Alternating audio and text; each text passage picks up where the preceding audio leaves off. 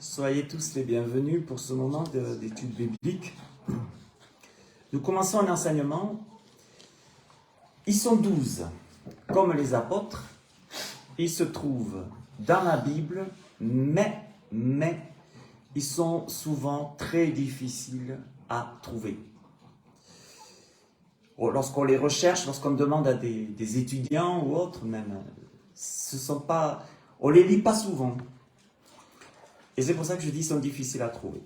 Pourtant, leur vie et leur message sont tout aussi importants que ceux nommés les grands. Vous avez compris, il s'agit des 12 de l'Ancien Testament, des 12 petits prophètes. Des 12 petits prophètes nommés par saint Augustin à cause de quoi? De la brièveté de leur message. Mais en réalité, devant Dieu, il n'y a pas de petits prophètes, il n'y a pas de grands prophètes, il n'y a que des prophètes. Le prophète fait partie d'un ministère, des 5 ministères, donc l'apôtre Paul en a parlé, apôtre, prophète, pasteur, évangéliste, docteur. Déjà, le nombre 12, c'est intéressant.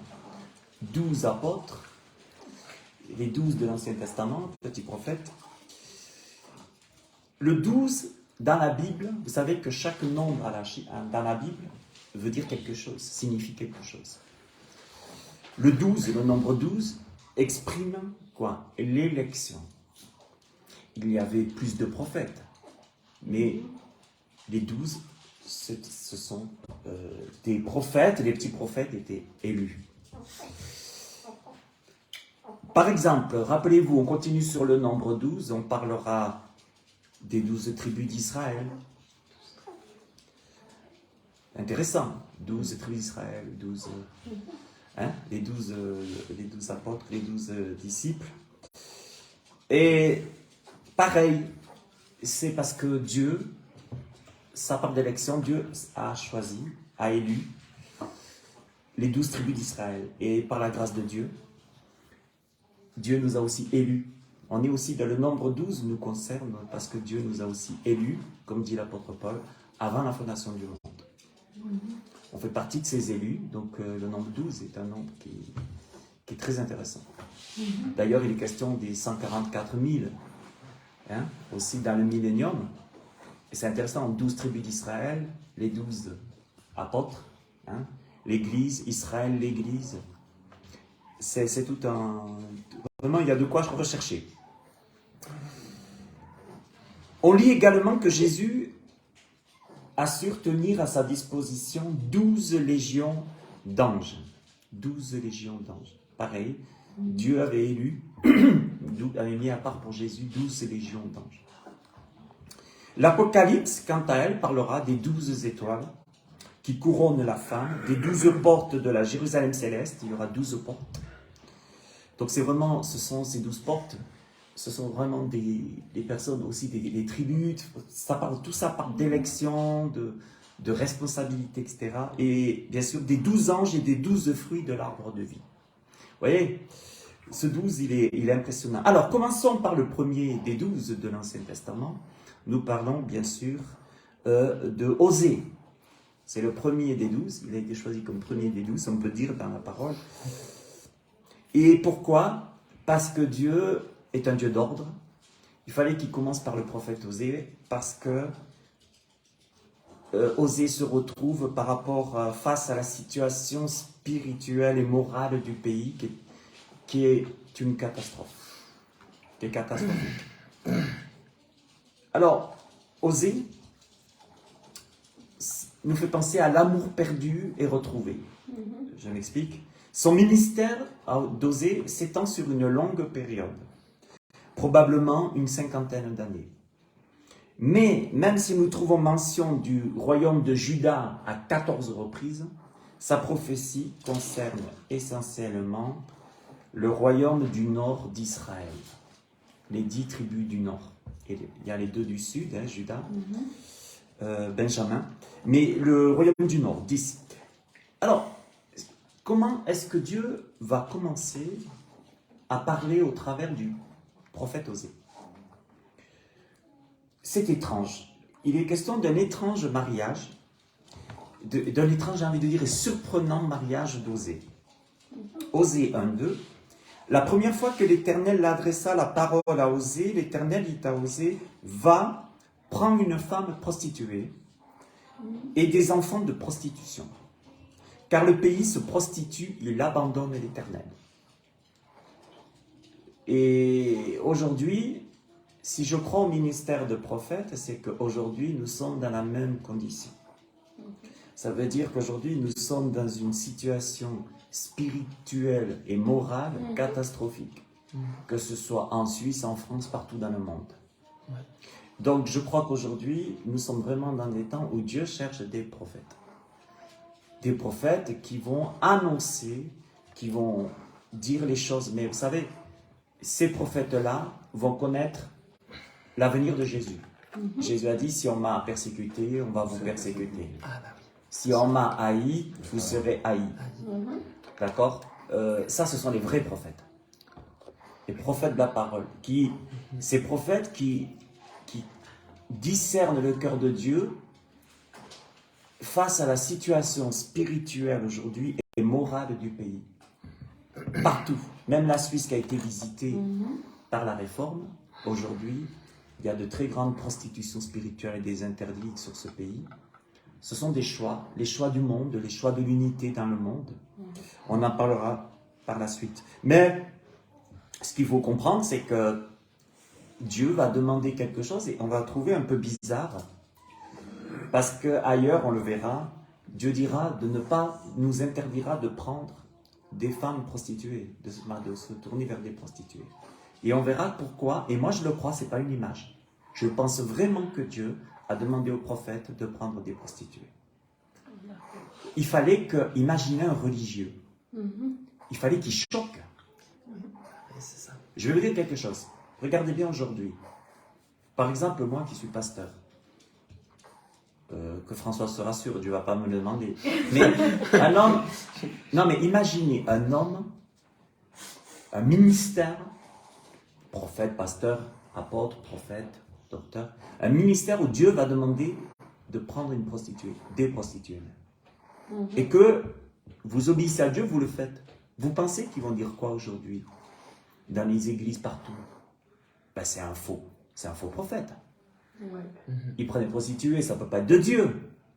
Et puis c'est choquant de voir quelque part l'époux, si je peux dire, du Seigneur prendre des prostituées.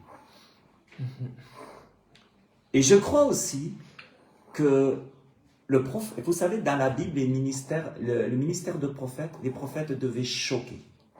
Un prophète, il choque. Parce qu'un prophète, il rentre dans le lard. Un prophète, il ne cherche pas de l'argent. Un vrai prophète ne cherche pas de l'argent. Un vrai prophète ne cherche pas de gloire. Un vrai prophète ne cherche pas sa gloire. Un vrai prophète ne cherche pas d'intérêt parce qu'il sait qu'un vrai prophète sait qu'il va être persécuté. Il ne remplit pas des estrades. Il ne remplit pas des scènes. Il n'a pas des montres en or. Il n'a pas des avions privés. Un vrai prophète ne pourra pas avoir tout ça parce qu'il ne sera pas accepté par le peuple. Il va choquer le peuple. Il va vraiment choquer le peuple. Un vrai prophète ne pourra pas rentrer dans une église. On dira, mais imaginez avec une prostituée et tout. C'est pas possible. On va dire, c'est le diable. Et voilà que Dieu, pourquoi est-ce que Dieu demande à Osée de prendre une prostituée? Tout simplement, je vais vous lire Ésaïe 54:5. Car ton Créateur, notre Créateur, car ton Créateur est ton époux. L'Éternel des armées, son nom, est ton Rédempteur et le Saint d'Israël, il se nomme Dieu de toute la terre. Dieu, notre Créateur, est notre époux. Et qu'est-ce que Dieu voulait montrer par le prophète Osée? Pourquoi est-ce qu'il fallait qu'il se marie, qu'il prenne une prostituée? Parce que Dieu était l'époux du peuple d'Israël. Et Dieu est l'époux du peuple d'Israël. Comme de l'Église, on est un seul peuple, le salut vient des Juifs. C'est intéressant dans la Bible de constater dans l'Ancien Testament, Dieu parle de son peuple comme étant l'époux. Là, dans le Nouveau Testament, l'apôtre Paul parle, je vous ai fiancé à un seul époux. Israël, son époux, c'est le Dieu, l'Éternel. Et nous, notre époux, c'est Dieu, l'Éternel. Et Dieu va dire à Osée, prends une prostituée. Pourquoi? Parce que son peuple ne s'adresse plus à son vrai époux. Son peuple a abandonné le vrai époux. Pourquoi? Pour aller se prostituer vers des bouddhas, aujourd'hui, d'accord, d'autres dieux. Marie, Joseph, les apôtres, qui voulaient toutes les idoles, l'idolâtrie, partout. Alors que Dieu est le créateur, est un époux. Il n'y en a qu'un. Alors, qu'est-ce qui se passe? Je vais vous lire la grâce de Dieu, heureusement, ça c'est pour la fin. Osée 2,16.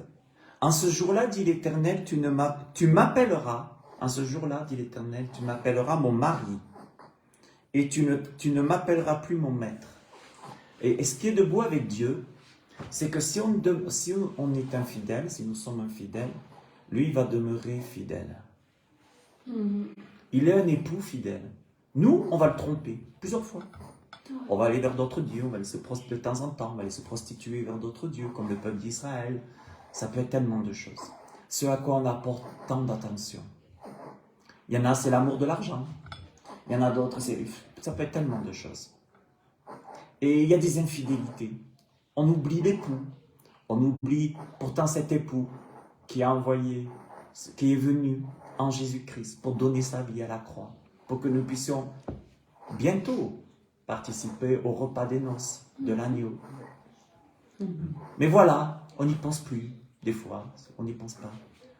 Alors qu'il est un époux fidèle, fidèle de chez fidèle. Et imaginez que cet amour qu'il a pour le peuple d'Israël et pour l'Église, c'est impressionnant dans la Bible. Nous, si on est infidèle, il demeurera fidèle. La seule chose où il nous reniera, où le divorce, c'est si le divorce, bien sûr, est prononcé.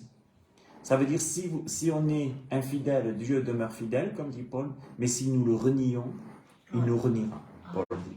Ça veut dire qu'à un moment donné, on dise, c'est des conneries, moi je divorce, je ne veux plus rien avoir à faire, je coupe cette alliance que j'ai faite à la nouvelle naissance.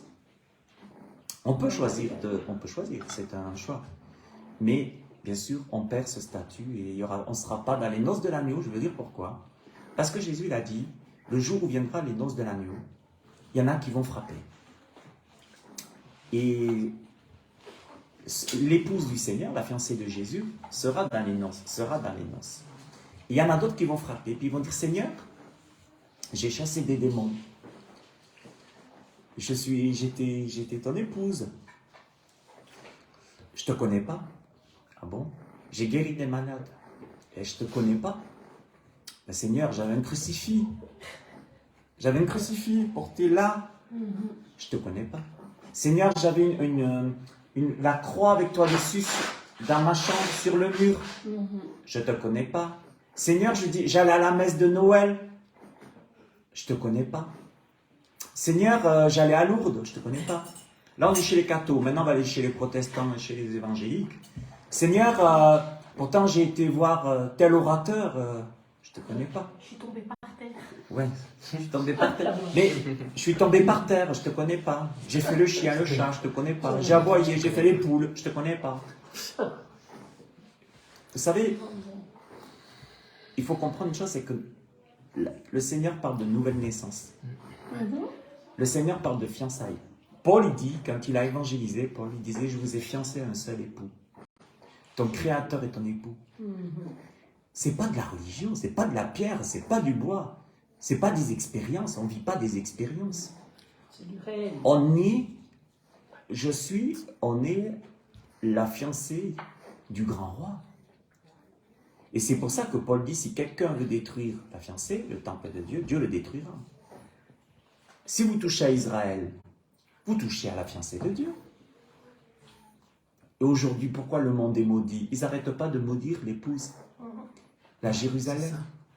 Mais c'est spirituel, ça. C'est spirituel, c'est le diable qui est derrière.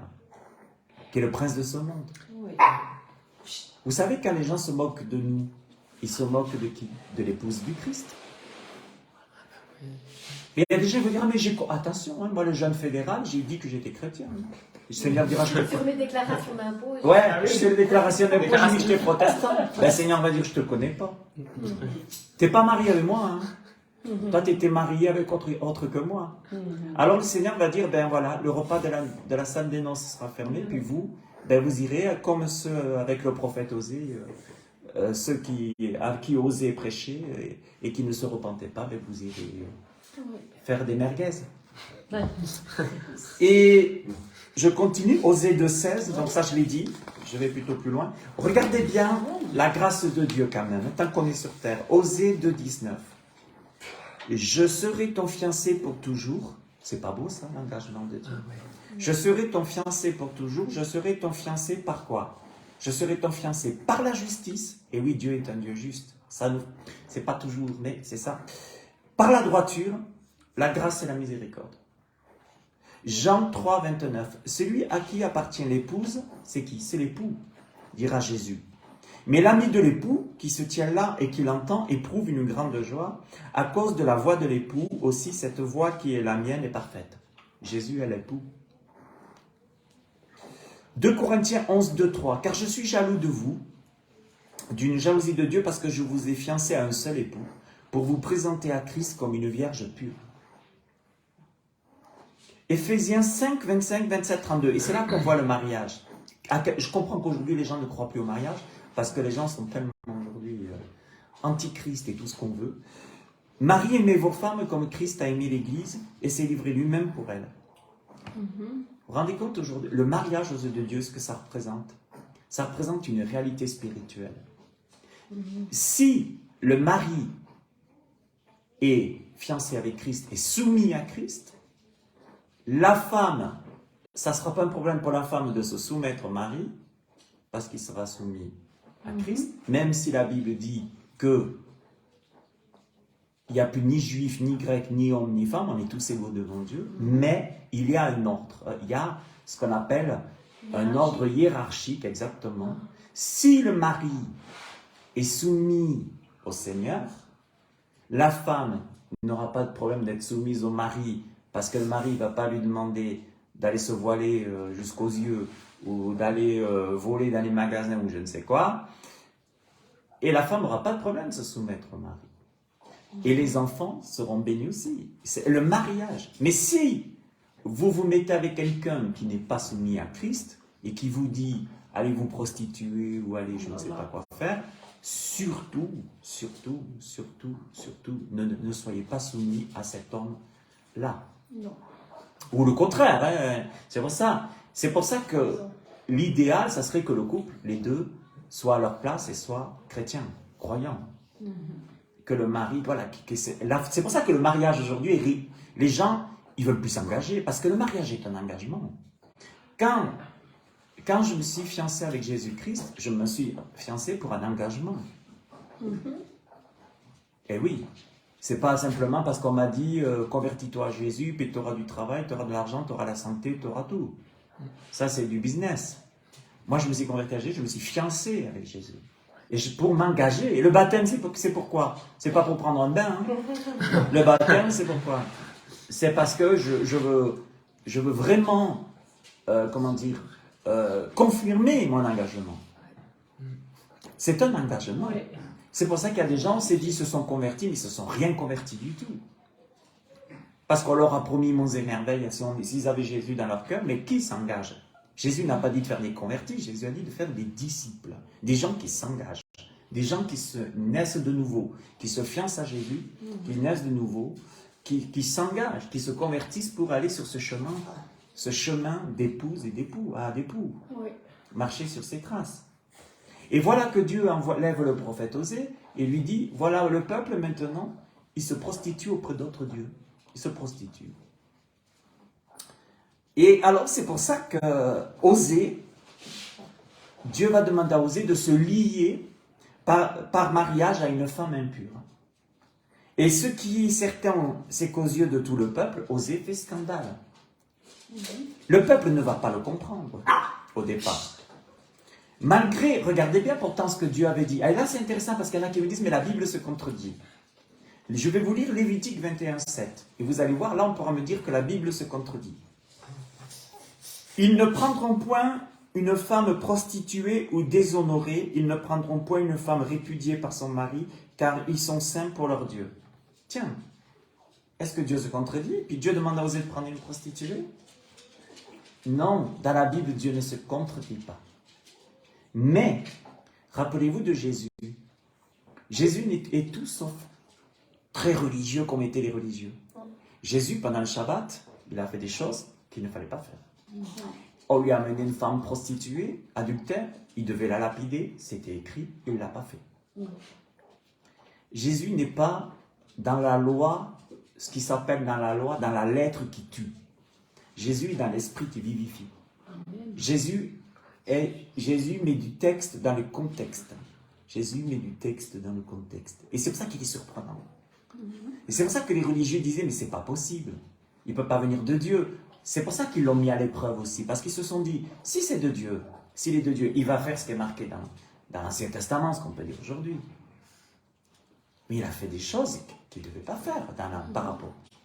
Mais Jésus, il a dit qu'il n'était pas venu pour... En plus, il a dit, je ne suis pas venu pour abolir la loi. Je suis venu pour l'accomplir.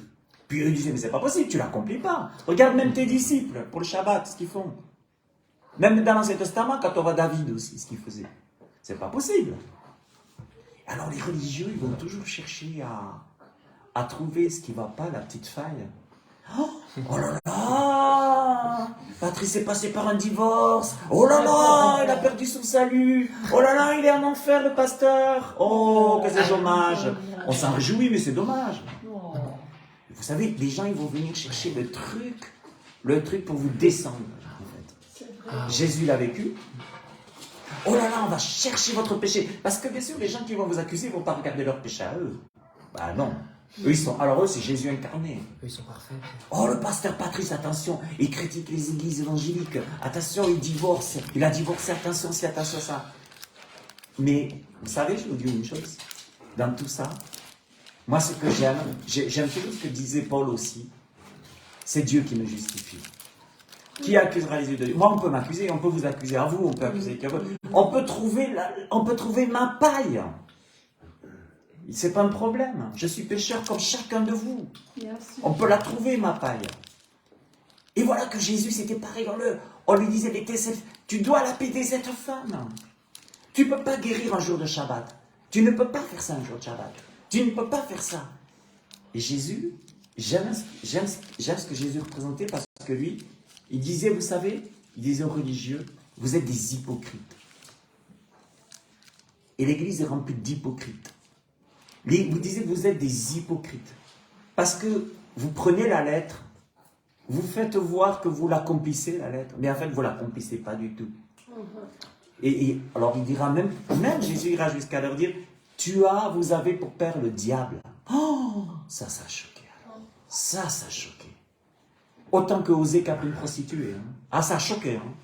Jésus qui a dit, non seulement vous n'entrez pas dans le royaume des cieux, mais en plus, vous empêchez, je vais baisser un peu ici, voilà, vous empêchez les autres d'y entrer. Oh, ça fait mal. Vous savez, il faut toujours penser, la Bible ne se contredit pas. Mais lorsqu'on vous dit, la Bible se contredit, et qu'est-ce que tu as, qu'on va vous mettre à l'épreuve, qu'on va vous dire, mais qu'est-ce que tu as à répondre à ça? Vous allez simplement citer, apprenez-le, vous leur citez, Ésaïe 55:8, car mes pensées ne sont pas vos pensées, et vos voix ne sont pas mes voix, dit l'Éternel. Autant les cieux sont élevés au-dessus de la terre, autant mes voix sont élevées au-dessus de vos voix, et mes pensées au-dessus de vos pensées. J'aime parce que le Seigneur, il bouclait, il fermait la bouche des gens. Son plan était que l'attitude du prophète, il fallait que le prophète choque et scandalise. Et moi, je suis content de ce que j'ai choqué et scandalisé les gens par mon divorce. Qu'est-ce que j'en suis content? Tant mieux qu'ils ne me parlent plus aujourd'hui, ces gens. Tant mieux qu'ils me critiquent. Tant mieux qu'ils fassent ce qu'ils veulent. Aujourd'hui, si vous savez, tous les gens qui me téléphonent par le ministère de pasteur en ligne, vous verrez les avis sur Google que je raconte pas des conneries. Vous savez qui sont les gens qui m'appellent aujourd'hui, qui appellent pasteur en ligne? Aujourd'hui, les gens qui m'appellent, c'est des gens qui ne sont pas compris dans les églises. des gens qui sont rejetés, qui sont salis, des gens qui ont vécu des abus physiques, des abus psychiques, des abus C'est grave. spirituels, Oui. par des gens qui se permettent de donner des leçons, Oui. des religieux, vraiment. Et je peux vous dire que, moi je leur dis toujours, vous faites comme le prophète Osée, vous choquez, tant mieux, vous scandalisez, tant mieux, au moins vous êtes vous-même devant Dieu, vous pleurez devant Dieu, vous criez à Dieu, vous voulez vous en sortir, alors Dieu va vous exaucer. Laissez tomber ces gens-là, bénissez-les, mais à la rigueur, voilà quoi. De toute façon, rassurez-vous, je leur dis, bien des églises sont en train de fermer, fermeront aussi. Et de toute façon, tout vient en lumière. Tout vient en lumière. Dieu est un Dieu saint. Et vous savez, je voulais vous dire une chose, Dieu voulait que le prophète, l'attitude du prophète choque et scandalise. Il fallait que la vie du prophète interpelle et suscite des questions.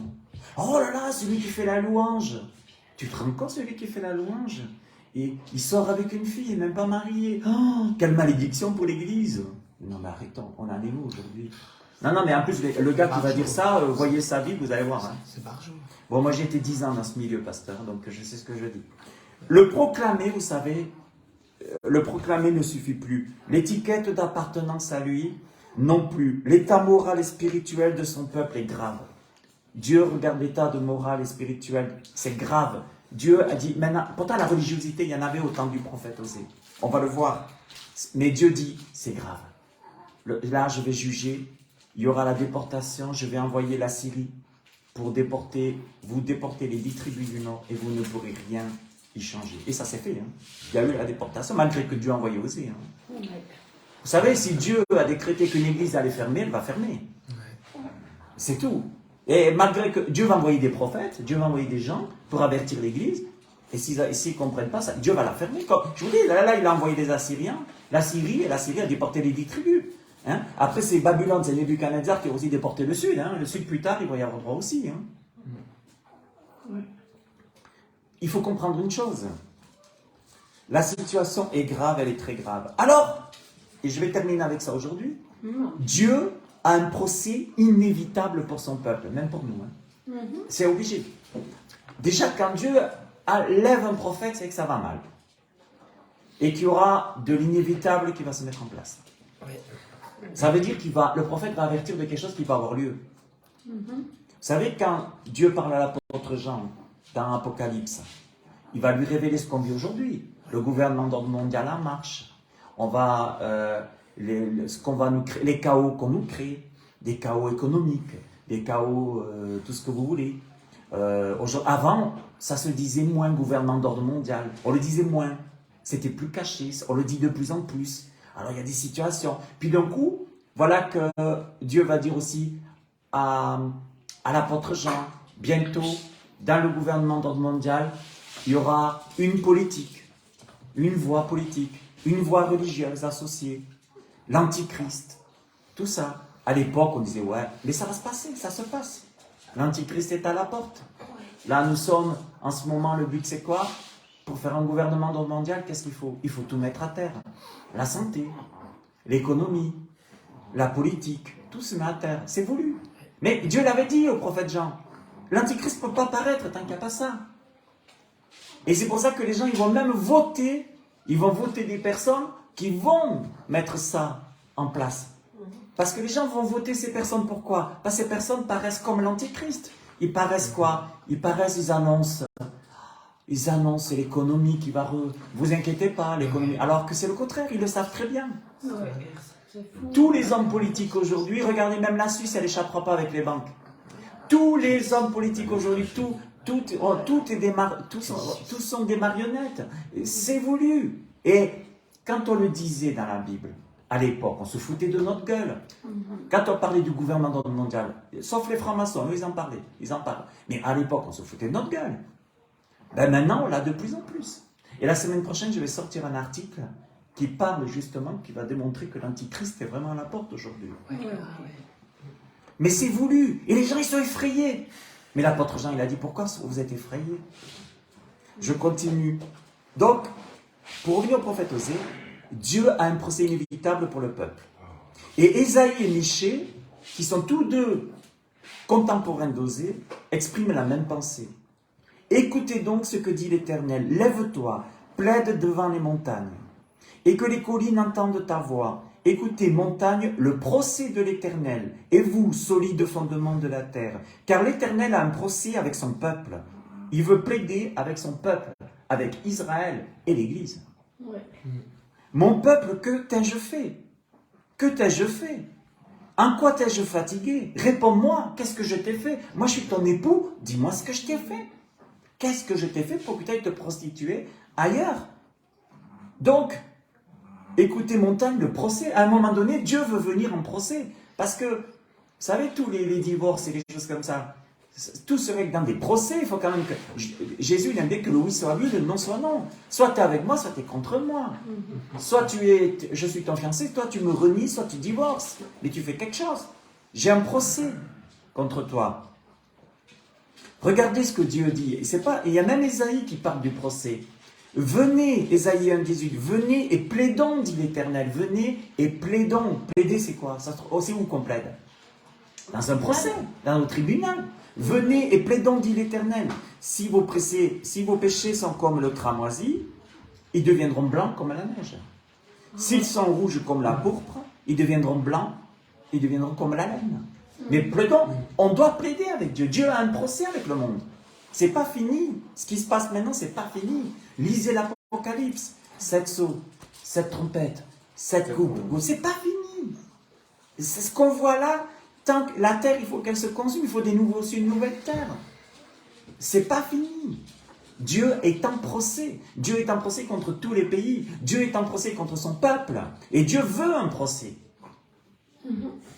Et ce procès, il a eu lieu à la croix du calvaire. C'est Jésus qui a été jugé à notre place. Mais attention, on ne naît pas chrétien. On ne naît pas lavé. On ne naît pas lavé. Non. Ah, il y en a qui... Vous savez, la religiosité, c'est pour ça que je dis souvent, c'est le diable qui parle derrière la religiosité. Vous savez pourquoi? Parce que la religiosité va vous dire, tu peux même être baptisé bébé, c'est bon, t'es sauvé. Ouais. Non, mais vous croyez que Dieu est injuste? Ça veut dire que Dieu sera en procès avec certains, puis pas avec d'autres? Mais c'est démoniaque, Ça tout serait ça. surtout ça serait une dictature parce qu'ils n'auraient pas le choix. Et ça serait une dictature, il n'y aurait pas de choix, exactement. Ouais. C'est vrai. Ça. Ouais. Dieu est en procès. Et les jugements ne sont pas finis. Et pourtant, où Dieu a-t-il donné le pardon? C'est-à-dire pour qu'on soit blanc, qu'on reparte du tribunal, pardonné, lavé. Vous vous rappelez la veuve et le juge? Vous vous rappelez un peu de cette parabole comme ça? La veuve et le juge inique. Ah, elle venait gonfler le juge chaque jour. À un moment donné, il a fait justice. Mais c'est où qu'il y a eu le procès? Le procès a eu lieu à la croix. C'est Jésus. Et un pays qui se tourne vers la croix est un pays pardonné, lavé. Quand la Suisse a été visitée par la Réforme, il y a eu des bénédictions, des grandes bénédictions. Maintenant, les socialistes veulent enlever le nom de Dieu dans la Constitution. Parce que c'est vrai que les socialistes, en matière de débauche, de tout point de vue, ils sont forts. Les gauchistes. Ok, pas de souci. Enlever Dieu de la Constitution. Mais le procès, c'est qui va l'avoir? Qui c'est qui va ramasser? Nous, Dieu nous garde. Heureusement que Dieu nous garde. Mais vous croyez qu'en ce moment, c'est le paradis sur la terre?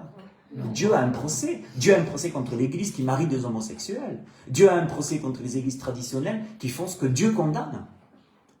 Dieu a un procès. Ne croyez pas que ça va... Ne croyez pas que la croix fait qu'il n'y aura pas de procès. Il y aura un procès pour tous. Il y a même un tribunal de Christ que pour nous, les croyants, pour les récompenses. Non, non, Dieu est amour. Mais oui, Dieu est amour. Et c'est parce qu'il est amour qu'il y aura un procès. Parce que Dieu veut que ton oui soit oui, que ton non soit non. Ouais. Sinon, Dieu appelle ça les hypocrites. La terre est remplie d'hypocrites. C'est ça. Regardez, je continue, puis on termine avec ça. Vous savez ce qui se passait au temps d'Osée, et c'était le pire pour Dieu. Au temps d'Osée, le peuple de Dieu, il y avait une forme de piété. C'est ça qui était fou. Et Dieu dit à Osée, prends une prostituée. Il y avait une forme de piété. Et vous savez pourquoi? Dieu voyait, parce que Dieu regardait dans les cœurs. Dans les cœurs, il ne voyait pas son amour pour lui. Il ne voyait pas l'amour pour l'époux, pour son créateur, son époux. Qu'est-ce que Dieu voyait? Il voyait quoi? Qu'il y avait une forme de piété. Il y avait des religieux au temps d'Osée, dans les tribus, les tribus du Nord, les 10 du Nord. Il y avait une forme de piété, de religiosité. Ouais. Mais vous savez d'où elle vient, Jézabel? Et Akab, ils viennent du nord aussi. D'accord? Tout ça. Hein? C'est toute cette histoire, ces histoires. C'était grave ce qui se passait. Et aujourd'hui, on dit, c'est pas grave. C'est pas grave, on comprend que l'Église marie des homosexuels. C'est pas grave, on comprend. Mais vous croyez quoi? On est dans la même condition spirituelle que dans ce temps-là. Ouais. Et c'est pour ça que Dieu a un procès. Dieu a un procès envers l'Église. Dieu a un procès envers le monde. Et on n'a pas fini. J'ai envie de dire, on n'a pas fini. Alors, si on veut éviter le procès, il faut aller où? À la croix. Il faut le sang du Christ. Vous croyez que Dieu n'avait pas un procès contre l'Égypte au temps de Moïse? Oh, mais non, Dieu... J'imagine les réformés aujourd'hui sur leur chair. Non, Dieu ne frappera pas l'Égypte. Mais il n'est pas comme ça, Dieu est amour. C'est pas grave, allez-y. Prenez des hommes, des femmes, allez-y, Dieu pardonne. Dieu avait un procès envers l'Égypte. Et il a dit à Moïse, sors vite ce peuple parce que moi, j'en peux plus. Sodome et Gomorrhe, la même chose. Et vous croyez qu'aujourd'hui, quand la Suisse, ah, si Dieu existait, il n'y aurait pas tous ces malheurs. Mais c'est à cause de vous qu'il y a tous ces malheurs. C'est vous qui les créez, ces malheurs. Vous avez qu'un Dieu, c'est maman, c'est le Dieu de l'argent. Ah, maman. Ah, aujourd'hui, maman. Mais maman, il est en train de tout détruire. Il ne fait pas de cadeau, le Dieu de l'argent. C'est Satan qui est derrière. C'est juste. Vous êtes en train de vous détruire les uns contre les autres. Vous êtes en train de tomber dans la débauche avec tout votre argent. Vous êtes en train de faire des choses horribles. Et Dieu va demander. Vous croyez que Dieu ne va pas demander des comptes avec la finance? Ah, mais les gens, ils peuvent rigoler maintenant, comme le riche qui était devant la porte de Lazare. Hein? Que le riche, Lazare était devant sa porte. Et, vous savez, on peut rigoler hein, aujourd'hui. Et vous savez ce que Jésus a dit? Il est plus facile à un chameau de passer par le trou d'une aiguille qu'à un riche de rentrer dans le royaume de Dieu. Mes amis, écoutez bien. Osée 8.2, écoutez bien. Ils crieront vers moi, mon Dieu, nous te connaissons, nous Israël. Ils osaient crier vers Dieu en disant, nous te connaissons, nous Israël. Mais en vain, en vain. Pourtant, des sacrifices étaient offerts. Imaginez la religiosité au temps d'Osée. Les sacrifices étaient offerts. Les prières étaient récitées. Tout le temps, les prières étaient récitées. Mais qu'est-ce que le Seigneur a à faire de cette religiosité? Mais il n'y avait pas le cœur. Il n'y avait pas la relation. Il n'y avait pas la consécration. On jurait même que l'Éternel était vivant. Ça n'arrêtait pas. L'Éternel est vivant. L'Éternel est vivant. l'Éternel est vivant. Comme aujourd'hui, Jésus est vivant. Beaucoup disent Jésus est vivant et vont finir en enfer aujourd'hui. Plus tard. Je ne te connais pas, dira le Seigneur à la repas des noces. Tu n'es pas fiancé avec moi. Il n'y a pas eu de mariage tous les deux. Il n'y a pas eu de fiançailles. Mais le cœur n'y était pas, c'est tout. Et qu'est-ce qu'a dit Jésus? Là où sera ton cœur, là sera ton trésor. Exactement. Il n'y avait pas le cœur. Il y avait la religiosité, il y avait les bonnes œuvres, il y avait tout ce que vous voulez, mais il n'y avait pas le cœur. Alors Dieu va dire à Osée, prends une femme prostituée qui s'aperçoit compare-les à une prostituée. Ce sont tous des prostituées. Mon peuple se prostitue. C'était comme maintenant, c'était dans le paraître. C'était comme maintenant, paraître. Ah, les églises, ah, le paraître, ah là, ça, il y en a du paraître. Mais vous savez, vous pouvez paraître tant que vous voulez. Même les soi-disant serviteurs de Dieu, qu'on appelle grands, ils peuvent paraître tout ce qu'ils veulent, mais tout vient de lumière. Et un ne vaut pas mieux que l'autre. Moi, je ne vaux pas mieux que vous. Ouais. Et vous ne valez pas mieux que moi. Non. Vous comprenez? On est pareil. Devant Dieu, vous savez ce que Dieu regarde? Au cœur. Et qu'est-ce que Dieu va regarder? Vous savez, vous voulez une vie bénie? Alors, l'affaire, elle est dans le cœur. C'est cela que ça se passe. Foutez-vous-en de ce que disent les gens, les frères, les sœurs et tout. On s'en fout. De toute façon, comme je dis toujours au coin bleu, si vous voulez réussir, vous serez critiqué. Si vous ne voulez pas réussir, vous serez critiqué. Alors réussissez, franchement. T'as mis à temps de réussir. De toute façon, tu seras toujours critiqué. Ce monde est les résultats d'un monde qui s'est éloigné de Dieu. Il n'y a plus d'amour, il n'y a plus rien. Chacun sa merde. Hein? Et l'alcool, le tout genre de choses. Voilà, la méchanceté maintenant, si je peux te coller au cul à la voiture, si je peux te... Il y a maintenant... Mais vous savez ce que c'est? La conséquence du rejet de Dieu. Le cœur... Ah, par contre, on se croit libre maintenant. Mais vous savez quoi? Dieu va dire à un moment donné, le cœur de l'homme est tortueux par-dessus tout. Et seul... Et Dieu a un procès. Il y en a qui me disent, ah mais c'est mal fait, pourquoi lui il a eu ça? Pourquoi lui? Pourquoi il se passe ça? Mais vous savez, il y a des pays qui font pleurer le cœur de Dieu tellement qu'il y a du vaudou. Même en Suisse, pour avoir dans le Val de Travers. Le Val de Travers, je peux vous dire, vous allez au niveau occulte de Val de Travers, c'est énorme. Et ça ne m'étonne pas que ça soit lourd dans le Val de Travers et que ça pète. Et on n'a pas fini. Vous allez voir. Hein. Vous savez, Dieu, il en a marre. Il y a un procès maintenant. Dieu en a marre. Il en a marre. Et dans notre maison, c'est pareil. S'il n'y a pas Dieu, il y aura le procès à un moment donné. Il va y avoir des malheurs. Et il faut vraiment que notre cœur, Dieu, ce que Dieu veut, moi, j'ai pas envie que Dieu me compare à une prostituée, moi. Vous comprenez? Moi, j'ai envie de dire que j'aimerais que Dieu me compare à son enfant. C'est mon époux. Mais on est des hypocrites aujourd'hui. Le monde est rempli. C'est le bal d'hypocrisie aujourd'hui.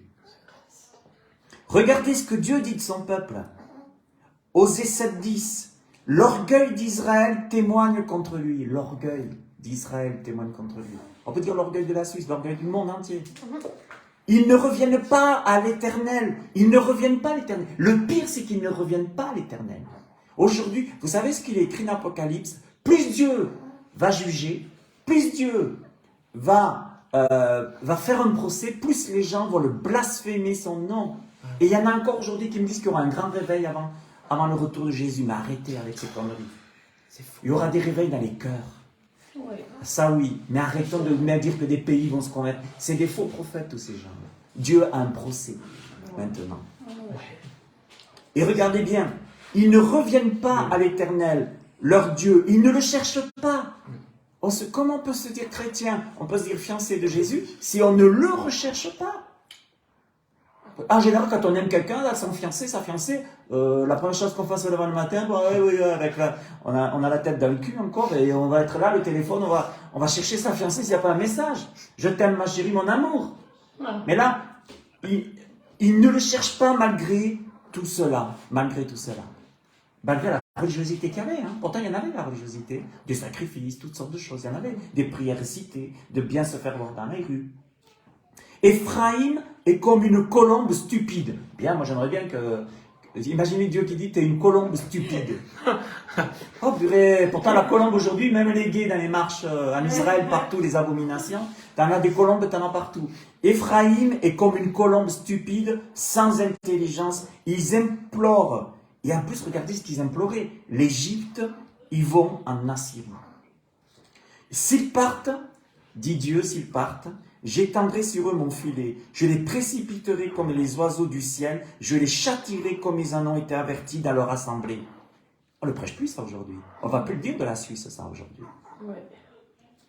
Malheur à eux parce qu'ils me fuient. Les gens fuient Dieu. Vous savez pourquoi les gens fuient Dieu? Vous savez pourquoi les gens se moquent de Dieu?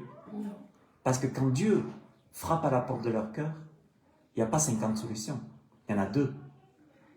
Soit je viens à lui, soit je le refuse. Parce que Dieu a dit quoi à Moïse déjà, l'Ancien Testament? J'ai mis devant toi la vie, la mort, la bénédiction, la malédiction. Choisis la vie. Mais l'évangile c'est quoi? Jésus a bien dit, celui qui croira et qui sera baptisé sera sauvé, celui qui ne croira pas sera condamné. Alors l'Église a sorti un 3e lieu, purgatoire, une connerie, anti-biblique. Il n'y a pas un 3e lieu. Soit tu es en procès avec Dieu, soit tu n'y es pas. Mais il y a un endroit que c'est le tribunal, c'est la croix. Malheur à eux, parce qu'ils me fuient. Ruine sur eux parce qu'ils me sont infidèles. Je voudrais les sauver, mais ils disent contre moi des paroles mensongères. En plus, Dieu voulait les sauver, mais il disait contre Dieu des paroles mensongères. Vous savez, alors les faux prophètes, ça vous en avez. Hein. Pas de souci, encore aujourd'hui, vous en avez à appel des faux prophètes. Vous savez quoi vous allez reconnaître, les faux prophètes? L'apôtre Paul, il en parle quand il dit que l'Esprit dit dans les derniers temps que les gens auront aussi la démangeaison d'entendre des choses agréables. Aujourd'hui, une église qui dit des choses agréables à entendre, qui donne des bonnes prophéties, soi-disant, si on peut arriver la chair à la glorifier, vous allez avoir du fric, vous allez avoir du monde, vous allez avoir tout ce que vous voulez. Mais si vous êtes aujourd'hui, si vous prêchez le cœur de Dieu, si vous êtes une église qui a le cœur de Dieu, qui sait autant dire les bonnes choses, mais autant reprendre, vous n'êtes pas accepté. Vous n'êtes pas une grande église. Vous ne le serez pas. Oh, lui, il dit toujours des choses, comme Jérémie. Vous savez, lui, il dit toujours des mauvaises choses. Toujours. Vous dites une église, vous dites des mauvaises choses. Non, les faux prophètes, eux, qu'est-ce qu'ils ont? Ils ont la démangeaison, les gens, d'entendre des choses agréables. Ils se donnent une foule de docteurs. Et aimant le plaisir plus que Dieu, dira l'apôtre. Malheur à eux parce qu'ils me fuient, ruine sur eux. Ils disent contre moi des paroles mensongères. Ils ne crient pas vers moi dans leur cœur, mais ils se lamentent sur leur couche. Ils se rassemblent. Pourquoi? Pourquoi? Et c'est là que vous allez voir les faux prophètes. Ils se rassemblent pourquoi, le peuple? Pour avoir du blé et du mou. Ah, l'argent. On se rassemble. Faux prophètes, de l'argent, d'aller. Faites-moi des virements, vous serez bénis. Donnez la dîme, vous serez bénis. Donnez-moi, vous serez bénis. Ils se rassemblent pour avoir du blé et du mou. Et ils s'éloignent de moi et conclura Dieu. Ils s'éloignent de moi. Ah oui, les faux prophètes, il faut bien qu'ils aient de l'argent. Il faut bien les mettre en première classe avec des hôtels première classe et des avions première classe et des hôtels première classe. À la santé des cons qui pèsent, et comme Macron, on prend l'argent des citoyens, hein, et puis on mène la vie de bourge. Pareil dans les églises. C'est des faux prophètes. Dieu dit, s'éloigne de moi. Je les ai châtiés. Dieu dira, je les ai châtiés. J'ai fortifié leurs bras. Et ils méditent le mal contre moi. Ils arrivaient jusqu'à méditer le mal contre lui. Ce n'est pas au Très-Haut qu'ils retournent. Ils sont comme un arc trompeur. Leurs chefs tomberont par l'épée à cause de l'insolence de leur langue. C'est ce qui les rendra un objet de risée dans le pays d'Égypte. Déportation inévitable. Et c'est pour ça qu'après, destruction du temple et tout ça, ce qui se passe, c'est comme ça. Dieu, c'est un procès. Dieu n'a pas changé, il est le même hier, aujourd'hui, éternellement. Ouais. Amen. Amen. Et c'est pour ça que c'est important. Il faut retenir ce message aujourd'hui, dans cette première étude, c'est que ces 12 de l'Ancien Testament, on va tous les faire. Hein. Vous allez voir que c'est à peu près la même chose. Dieu parle du cœur. Dieu enlève des prophètes pour leur dire, mais non, maintenant ça suffit. Arrêtez s'il vous plaît, arrêtez avec votre religiosité, arrêtez avec votre paraître, arrêtez avec votre apparence, arrêtez de jouer les hyper religieux, arrêtez. Revenez à moi, dit l'Éternel, et je reviendrai sur vous. Il faut revenir au cœur. Il faut arrêter avec tous ces soi-disant réveils de ceci, de cela. Il faut arriver avec toutes les méthodes. L'Église n'est pas une entreprise. Elle est gérée comme une entreprise, l'Église. Mais elle n'est pas une entreprise. C'est fou ce que les gens gèrent les églises comme des entreprises. Dieu dit que dans l'Église, il ne doit y avoir que le cœur. C'est tout ce qu'il doit y avoir. Le cœur. Dieu préfère un culte où on va ouvrir notre cœur à lui qu'un culte. Bon, alors, aujourd'hui, nous allons, ça, parce que... Alors, pour évangéliser, vous allez vous brosser le dent, sinon vous allez puer de la gueule, et puis, vous allez vous mettre des déodorants, et puis... Non, qu'est-ce que j'ai... Mais, à un moment donné, il faut que l'Église comprenne. Tu peux dire aux gens, fais tout ce que tu veux, mais si tu n'as pas le cœur, c'est ce que dit Paul, 1 Corinthiens 13. Vous pouvez faire tout ce que vous voulez, les œuvres, mais s'il n'y a pas l'amour, s'il n'y a pas le cœur, c'est rien du tout. Une Église qui ne fait rien avec le cœur, c'est une église qui ne vaut rien du tout aux yeux de Dieu. Voilà, il est perdu. Voilà, exactement. Dieu cherche des fiancés, il a des fiancés. Voilà, ben je salue chacun de vous, puis on continuera l'étude une autre fois. Que Dieu vous bénisse. N'oubliez pas d'aller sur mon site pasteurenligne.fr, vous avez des enseignements, vous avez tout ce qu'il faut. Vous pouvez vous abonner à la newsletter, n'hésitez pas. À très bientôt. Merci, que Dieu vous bénisse tous.